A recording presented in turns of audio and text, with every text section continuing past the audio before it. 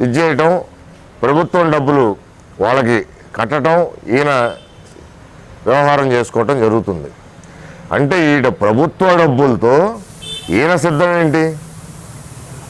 ప్రభుత్వ సొమ్ముతో ఈయన ఫ్లెక్సీలు వేసుకొని, ఈయన మైకు పెట్టుకొని దేనికి సిద్ధం? అదేమన్నా ప్రభుత్వ పథకమా సిద్ధం అని ఫ్లెక్సీలు వేయడానికి? ఇప్పటికే ప్రభుత్వ పథకాల పేరుతో సాక్షి ఛానల్, సాక్షి టీవీలకి కొన్ని వేల కోట్లు దోచిపెట్టేశాడు.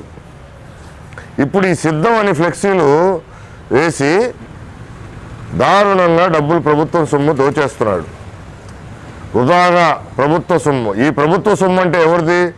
ప్రజల చేత కట్టించుకున్న పన్నుల రూపంలో ఉన్న డబ్బులు. అంటే ప్రజా సొమ్మును దుర్వినియోగం చేస్తున్నాడు మొట్టమొదటగా జగన్మోహన్ రెడ్డి గారు. ఆయన సిద్ధం అంటే దేనికి సిద్ధం అని ప్రజలు చర్చించుకుంటున్నారు. దేనికి సిద్ధం ఈయన